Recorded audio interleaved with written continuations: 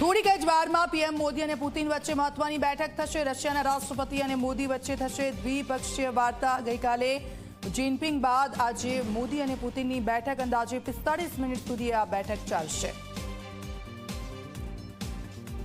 Raju 45 minute સુધી આ બેઠક ચાલશે। આ બેઠકમાં બંને દેશોના જે વડાઓ છે વાતચીત કરશે અને શું વાતચીત કરે છે તેના પર સૌ કોઈની નજર છે। થોડીક જ વારમાં પ્રધાનમંત્રી નરેન્દ્ર મોદી અને વ્લાદિમીર પુતિન વચ્ચે મહત્વની બેઠકની શરૂઆત થશે। રશિયાના રાષ્ટ્રપતિ અને મોદી વચ્ચે દ્વિપક્ષીય વાર્તા થશે।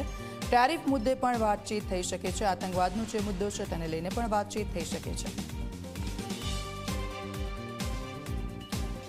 ભારત, ચીન અને રશિયા પર હાલ સમગ્ર વિશ્વની નજર છે। ત્યારે આ ત્રણેય દેશોની શક્તિ કઈ રીતે અમેરિકાને પડકાર આપી શકે છે તેના પર વાત કરીએ તો ભારત, ચીન, રશિયાની જીડીપી $53 ટ્રિલિયન થી વધુ છે।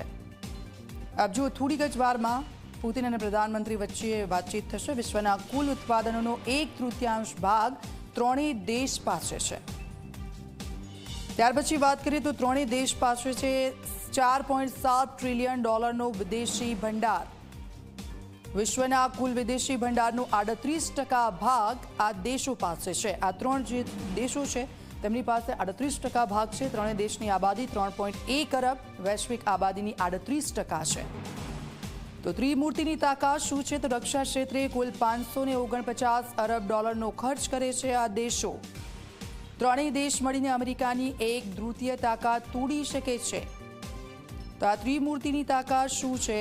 ત્રણેય દેશ મળીને બહુધ્રુવીય વ્યવસ્થા બનાવી શકે છે।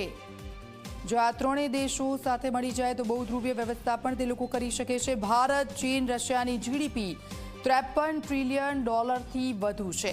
વિશ્વના કુલ ઉત્પાદનનો 1/3 ભાગ ત્રણેય દેશો પાસે છે।